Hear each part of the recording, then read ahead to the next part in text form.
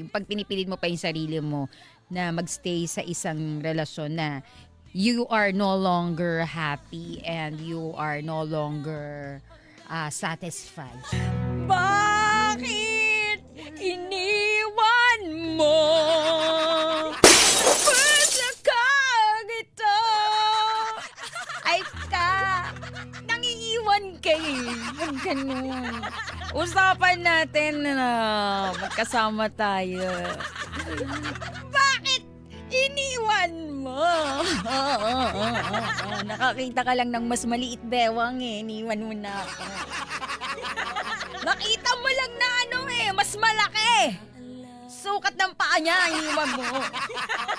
Bakit iniwan mo? Hindi mo naman kasi narinig. Sabi niya, iwan ka lang saglit, may babalikan lang siya. Ito naman, babalik lang siya doon sa ex niya. Na-realize niya pala, hindi ka pala ganun kamahal. O, pakasakit! Rico! Pero pag gano'n na sitwasyon, you have to let him go. Mahirap kayang ipagpilitan yung isang sarili, at mahirap. Subukan mong magsuot ng pantalon ng masikip sa'yo. Yung hindi siya ka-size mo. Yung tipong alam mong lolokohin pa ba natin yung sarili natin? Alam natin size 29-30 ka. Tapos ang pinilit mo dahil uso magandang tignan, suot ng idol mo, size 25-26 lang siya. Pero ikaw 29-30, layo. Layo niyan. Paano ka hindi hihinga niyan? Mas masahol ka pa sa suman na mahirap, wag ipilit. Another good example, kabarangay, ha?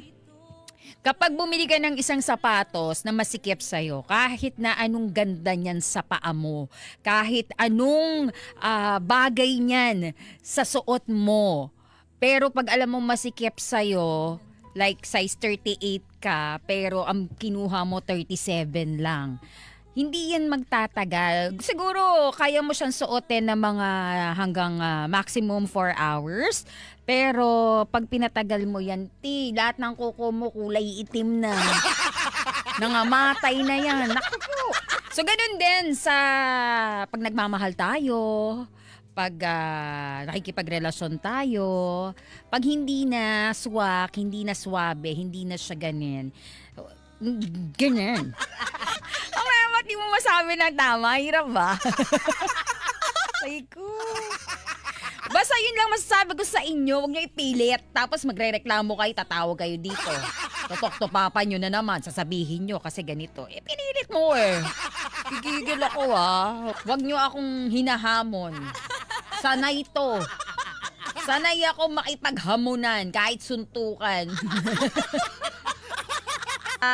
Sino relate? Sino yung pinilit minsan na pinilit nyo minsan yung sarili nyo sa isang relasyon o sa isang sitwasyon na hindi lang naman relationship. Kunyari sa trabaho, pero common yan sa mga relasyon.